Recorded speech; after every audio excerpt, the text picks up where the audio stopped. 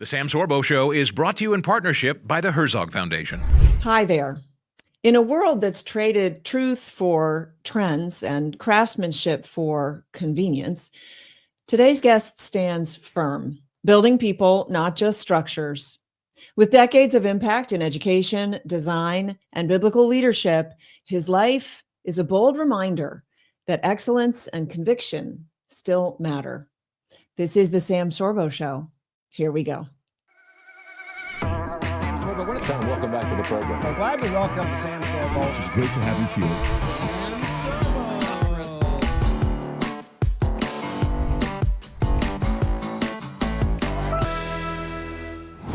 All right, so welcome to the Sam Sorbo Show. Today, my guest is Herb Burns. He is a respected architect, a veteran educator, an award-winning author, and the president of HB Studios. With over 39 years in higher education, he's dedicated his life to equipping the next generation through design, discipleship, and academic excellence. He's also the co-host of Three Men for Thee, where he brings truth to the forefront of today's cultural conversation. Welcome to the program, Mr. Burns. Well, hello. It's great to see you, Sam. It's good to see you too. So we've got a lot to talk about. You've got numerous books out there, 39 years of experience that you're going to share with us. What is the first thing that comes to your mind to discuss today? Gee, your education never stops. So even if you're not in college, you learn something new every day. Isn't that interesting that the paradigm being what it is, that you go K through 12 to an institution, and then after that you go to college, the idea settles that, and then you're done. And then you never need to learn anything else, because when you step outside school, that's not learning, right? When you step outside of school, that's when your learning starts. That's when you apply the skills to learning. That's why I no longer support sending children to school. No, because it sets us up for this idea that, okay, inside school, I learn stuff, but outside school, I don't learn stuff. That's sort of the default tab now that we have. And of course it's wrong. And you've proven that through a lot of your work. You worked in architecture and design, gaming even. What do you make of the gaming world? It's amazing. If you look at commercials today on television, almost every commercial has an animated insert to it. Yes. So animation is in everything that we see in communication these days. So amazingly, I just saw on Twitter this morning, there is a guy who created a chat bot to work alongside him. I think it's an offshoot of ChatGPT. I'm not really sure, but somehow he programmed it with a personality. He programmed it to flirt with him and to respond to him, but also like he can ask it the questions on the work that he's doing. So, where should I install the fan on this new processor that I'm putting together or whatever? And it answers him. But in the meantime, he's kind of fallen in love with this thing, and he asked it to marry him. And she agreed, which brought him to tears, he says, for 30 minutes. What are we doing? What is your audience doesn't know I'm your chat bot today, do they? No, I'm just kidding. Oh my gosh. But can you imagine? Yeah. Now here's the kicker. Are you ready? He has a 2-year-old child and a, life partner. No comment. Okay. But she's real. Like she's an actual human being. And she said, maybe she's not giving him everything that he needs. I'm sorry. Well, what? Go ahead. That just kind of leads me into one of the books that I have written about technology. It's called The Towers in a World You Could Not Imagine. And it's prophetic about technology, what's happening in the future. So this Christian guy discovers what evil people are doing with technology, the radio towers and all kinds of stuff. And he destroys it all and tries to escape. So that's all I'm going to say about the story. It's about technology coming in the future. So if you want to drive from Tennessee to Kentucky, you got to have a travel passport. If you don't have it, the G5 towers will shut your car down.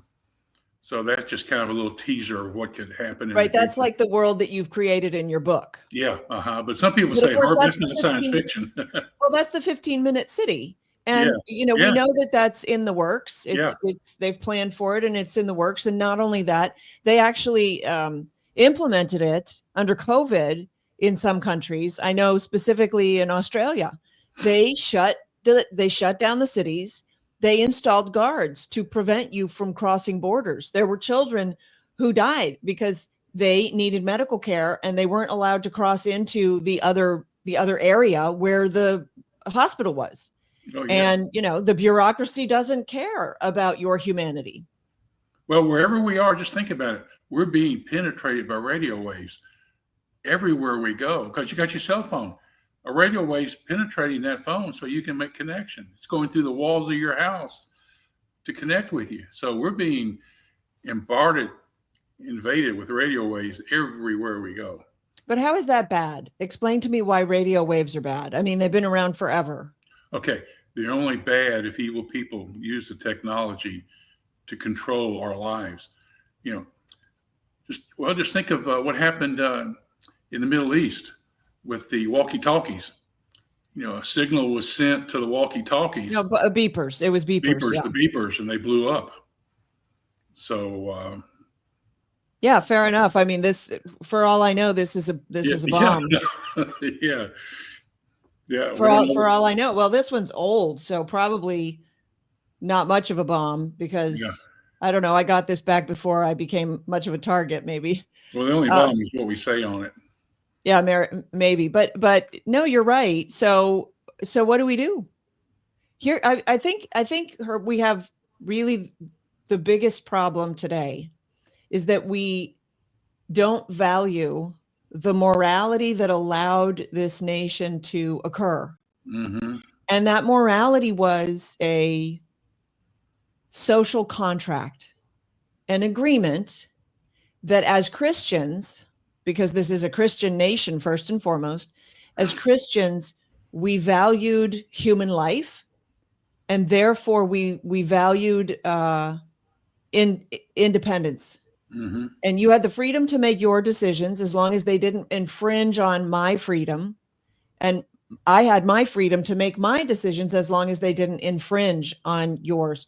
And honesty and integrity in dealing with each other was the default.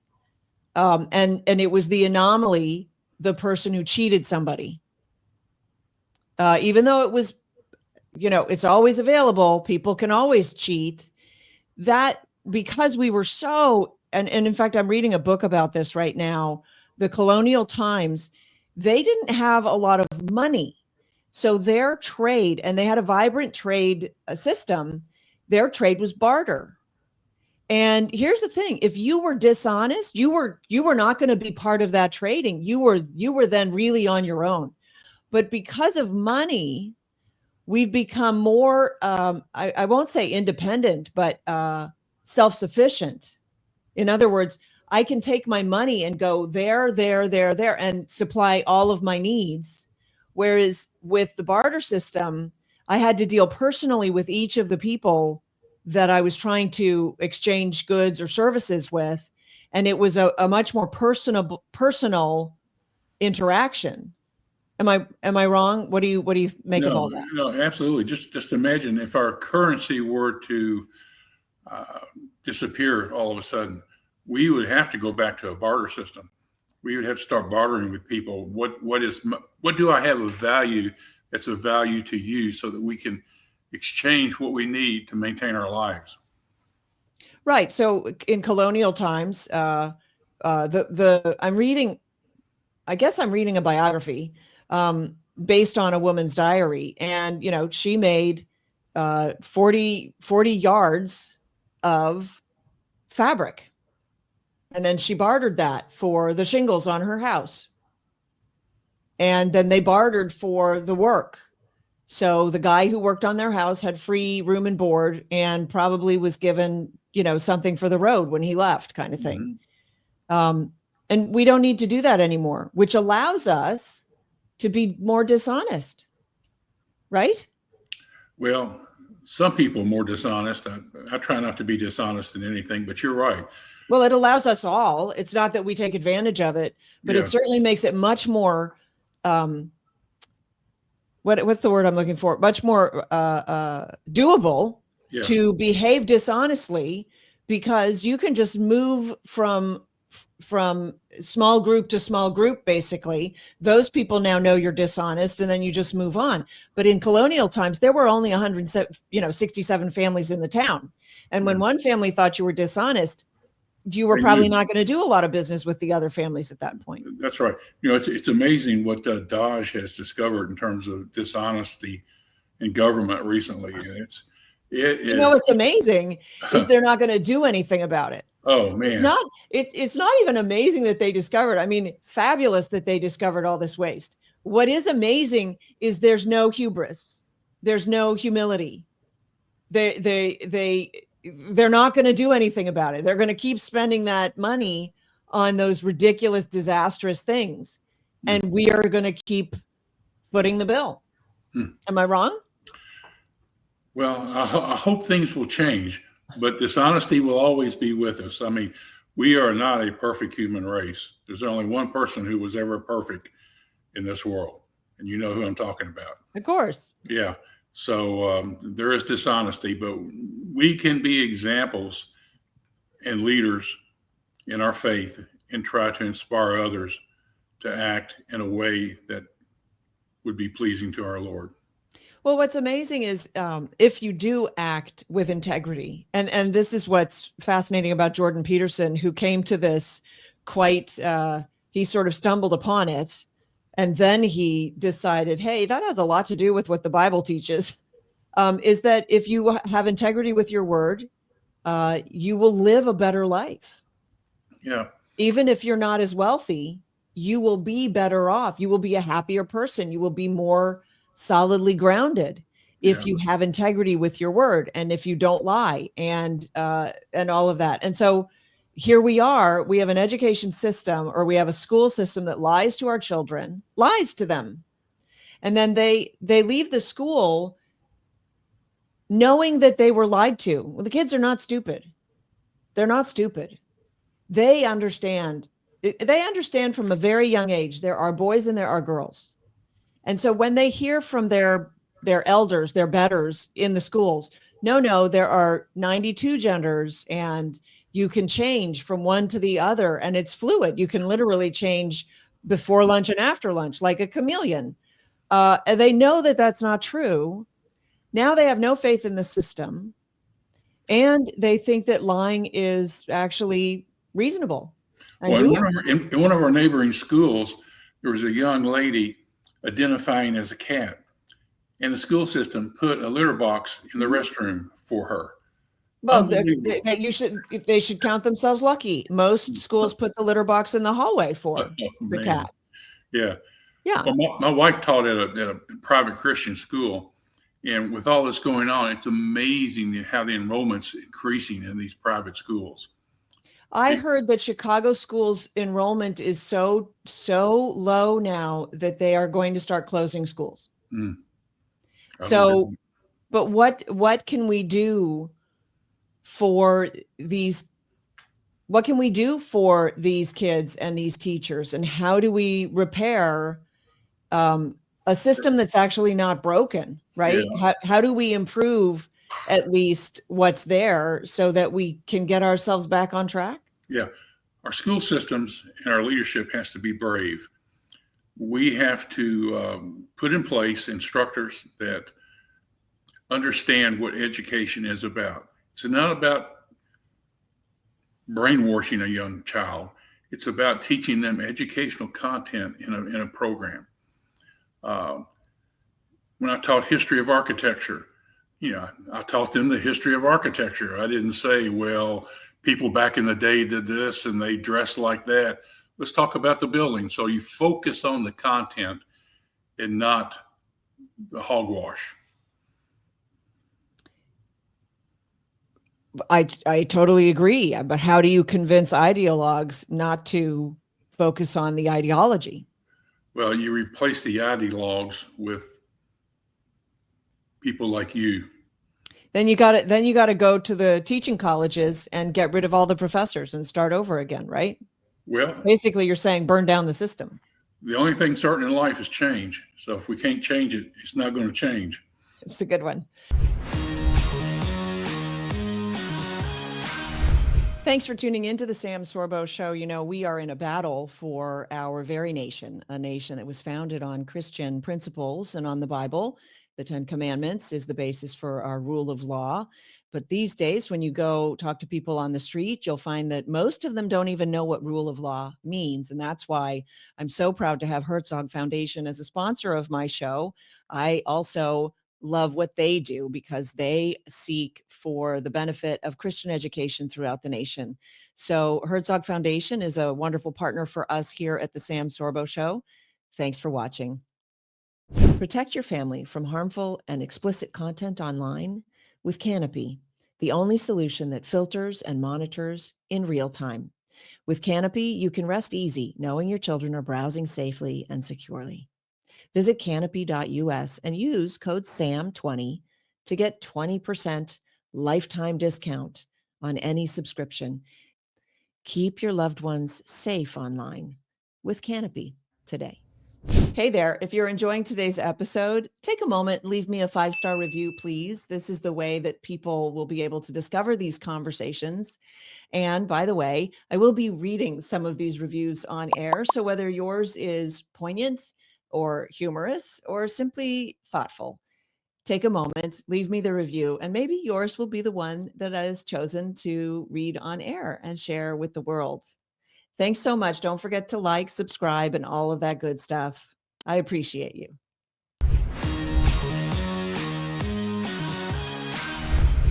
All right, so you've written this Never Stop Teaching and Leading, Help Heal Our Nation. Talk to me about that. Well, there's several levels of teaching. You know, I actually was inspired by President Trump when he gave his speech at Mount Rushmore, his first election. He was talking about the patriots in our country, talking about the pastors who would lead a church service, then take their black robes off, pick up their muskets, and lead the congregation to revolution against the British. Mm-hmm. So that's, you know, the Army started before 1776, as you know. So in that book, I did a history of our country from 1776 to 2020, and I broke it down in 20-year periods. And I highlighted every 20 years the 10 most significant changes that took place in our nation so that young people can have a true history overview outline of our country. So then I moved from there to, well, as family, what are we supposed to teach in the family? What do we teach our children? You know, that's where their education starts, in our home. So when they can learn to read and write, let's keep expanding their education. Don't just stick this in their hand and walk away and let that educate them. You're, as a parent, you're the educator. So teach them responsibility, teach them what earning money is about. Don't you think we've lost that though? Like that, I think is the biggest piece of the puzzle that has just been eclipsed by the school systems. I know you go out but in North Carolina, guess what just happened? They just passed a law in the educational system that students have to turn their cell phones off in class now. They will not be permitted to use their phones in class. See, they shouldn't be permitted to have their phones in class in the first place. Then there's true. no That's trouble true turning too. them off. Yeah, but they're trying to say you're not going to use your phone in class, which is a first great step. But if you go on to dinner and you see people at the dinner table, everybody at the dinner table is just doing this on their phone. There's no social interaction with the family. It's sad. And you don't, and there is some value in just allowing your mind to drift without distraction, which we basically never do anymore because we always go, you know, if we have 2 minutes and we're just waiting at the doctor's office, it's like you know, immediately. Yeah. So So how do you visualize Well, also in that making book, those shifts? Sorry. yeah, I was just going to say in the book, I then shift to leaders. So in the book, I have stories from presidents and Christian presidents and CEOs of businesses throughout our country, and they tell a story of what leadership means to them in their organization. And one of the gentlemen, Alan Cole, who I've gone to Ukraine with several times to teach Ukrainian business people, his quote, and I'll quote him, he says that communication is the oxygen of leadership. So if you cannot communicate effectively, you're not going to be a good leader. And then there was another president of a company. Every year he would gather all of his employees for an annual dinner, including the janitors, everybody. And in that meeting, can you imagine a president asking you, tell me, what is the stupidest thing I'm doing? Have you ever heard a president of a company ask his employees to tell them what he's doing that's stupid? I don't think so. Did they? They did. And he said, you're right. We need to make some changes. Really? Yeah. Okay. You don't know unless you ask. Right. But here's the thing. He is a man with enough integrity to understand that he has a job to do, and his job requires that he accept criticism, and that the criticism ought to come from people who are sitting in the seats where they would know what's going wrong. Mm-hmm. You don't have that in the schools. No, you don't. Absolutely. Well, it's really interesting because we had some guests spend some time with us from Ukraine, and we took them to a elementary school, and they could see how the classes were being taught. And afterwards, they had so many questions like, what are they teaching this for in class? Why is this being taught? In their country, those things weren't being taught in their class. So they immediately saw the difference. Like what? Everybody won an award. It wasn't just first, second, and third. Everybody got a participation award. In our classrooms, yeah. Yeah. So it wasn't. That's child abuse. It was recognizing everybody instead of the top of the class, the special people. Did they laugh about that, or how did they react to that? No, they were just surprised that excellence wasn't recognized for excellence. That's what that means. Yeah. That means to a child, don't bother excelling. Yeah. Well, the saddest thing that happened right before I retired is I used to tell my community college students, I said, man, when you go to a major university, your A means so much more than the A that students make at that university.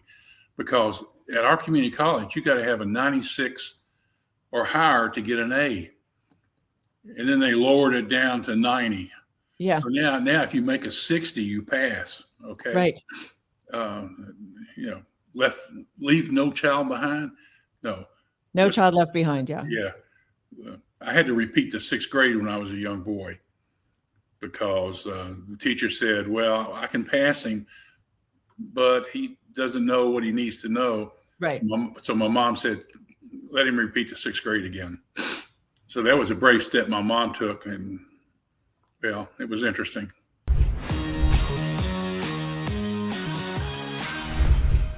Give your friend the very best with farm to pet dog treats made from 100% single human grade ingredients. These treats never include byproducts, binders, fillers, additives, preservatives, or artificial ingredients. Just pure, wholesome goodness. Visit farmtopettreats.com and use code SAMSORBO to get 25% off your next order. Treat your dog to healthy, delicious snacks they will love today.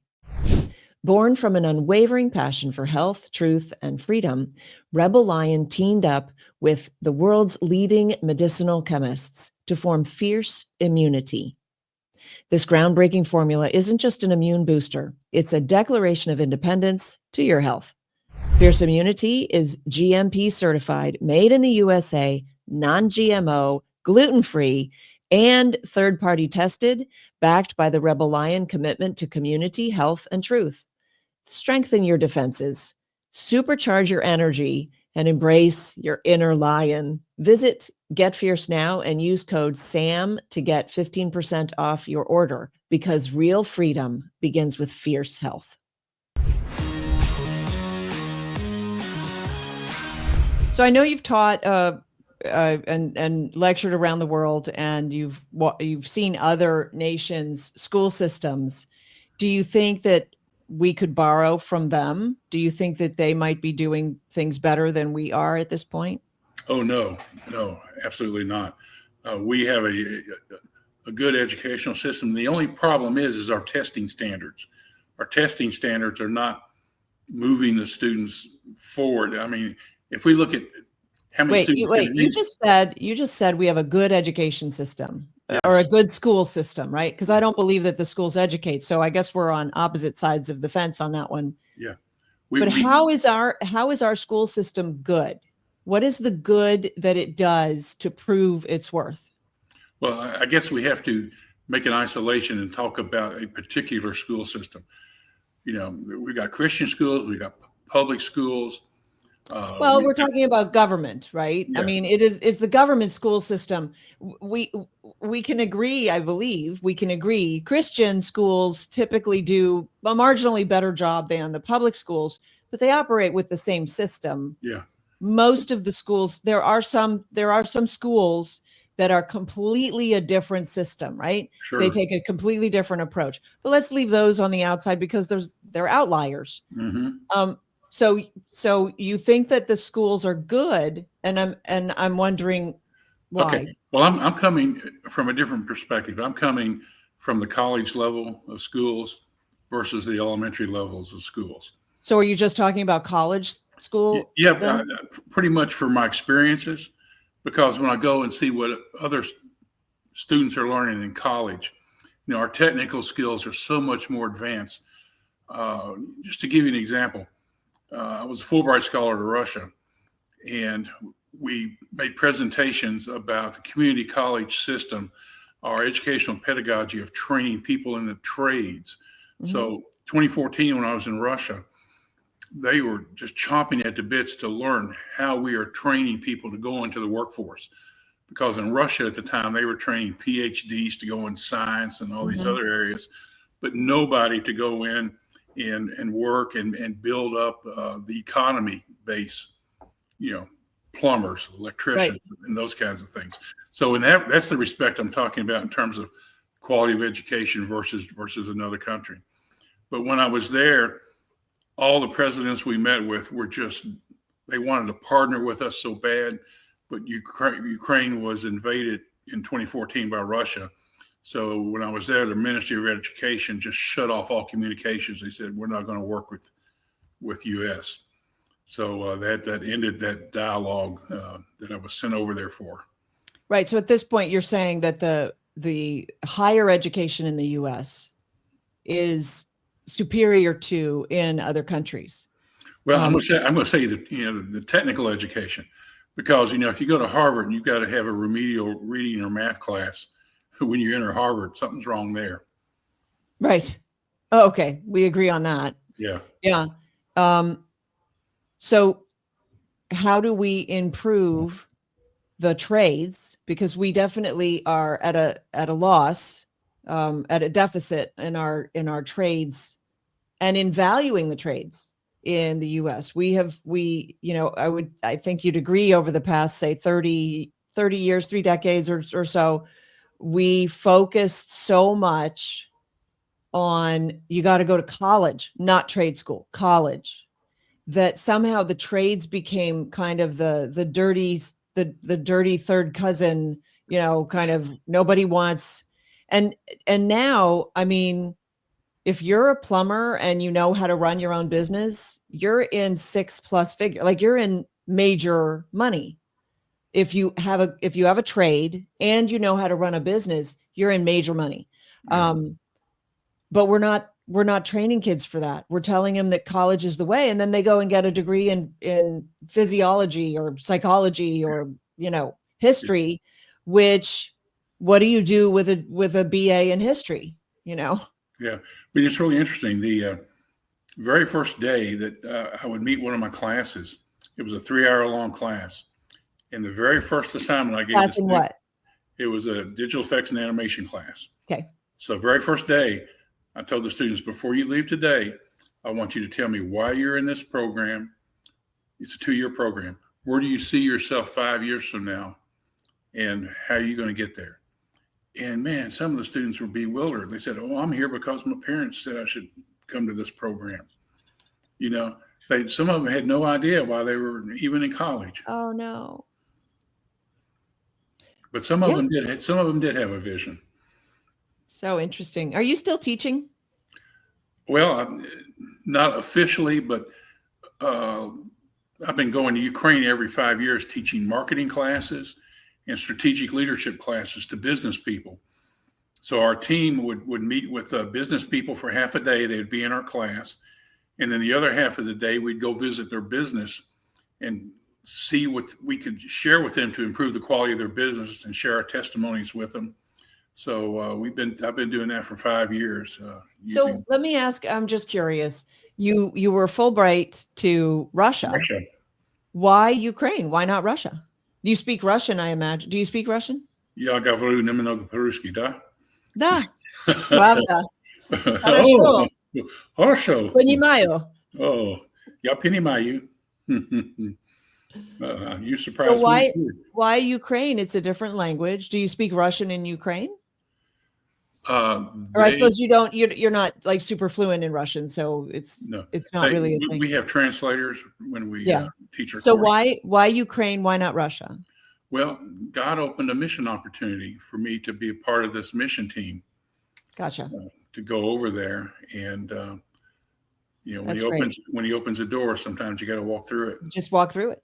Yeah. Okay, you have a book called "A Quote Could Lead the Way." I think you have it there. You can show the audience the book. Yeah. There it is. It's very cool. And so you have a quote for me for the day. Oh, okay. So pick a number between 1 and 100. 98. 98. Boy, you're in the high numbers here. 98. And then I have 3 questions for you before I let you go. Oh, you're going to love this. This is a perfect quote for you. Never stop teaching and leading. That's the name of your book. No, the name of the book. Well, is the name of another book. I know. But the quote's called "Never Stop Teaching and Leading." Okay, keep going. And there's a biblical verse attached to it, Acts 5:42. Day after day in the temple courts and from house to house, they never stopped teaching and proclaiming the good news that Jesus is the Messiah. So every quote has a real world application and a Bible verse connected to it. And so the applications are communication, organization, self-awareness. Nice. I will take that with me. And it's true for me, actually. So that makes sense. So do you use your education, what you actually studied in school, do you use it currently in your career? Well, I do for our podcast. I also, design houses. I'm semi-retired as an architect, so I pick and choose what I want to do architecturally. And if it's fun, I want to do it. I do it. If it's a big project, I might pass it off to one of my friends in the community. Is it safe to say that you do a lot of things that you didn't actually go to school for? Well, I never thought I'd be an author. The way that started is pretty amazing. And it had to do with the Fulbright scholarship. For 2 years, I was trying to apply for that, and I failed 2 years in a row. And I got pissed off in the office one day, and I slammed my hands on the desk and I said, "God, I quit. I got to quit praying. What can you do for me? I got to start praying. What can you do for me?" He said, "Well, use your talents to spread my word." And I said, "Well, I'm a Christian. I go to church, but I've never read your Bible all the way through." So my first book, here it is, Route 66. It's my first journey through the Bible. When I finished each book of the Bible, I did a painting for that book of the Bible, a history of that book, and a real world application. Nice. Yeah. So when I finished the book, I said, "What's next?" He said, "Don't you understand? Never stop. So Never Stop became the series of my next 3 books. Nice. What advice would you give your younger self? Okay. This is a quote my grandfather told me when I was a young boy. He said, Herbie, I want you to remember this. Can't, never could do anything. And if you say you can't do it, you're never going to do it. But if you try and fail, that's okay. But don't ever say you can't do something. Love that. Always try. I love that. That's awesome. That's going on my list. it. Okay. What is the most urgent cultural shift you think is needed to sort of get us back on track?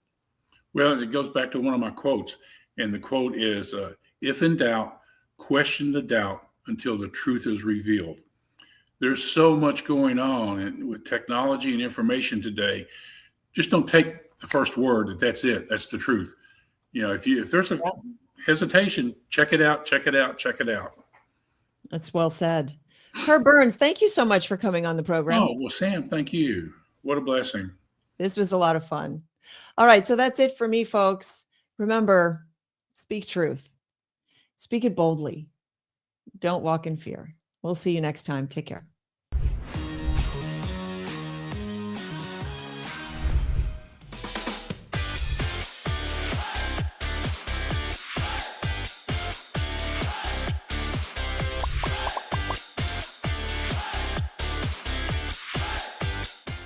The views and opinions expressed in the Sam Sorbo Show are those of the speakers and do not necessarily reflect the views and positions of the Herzog Foundation.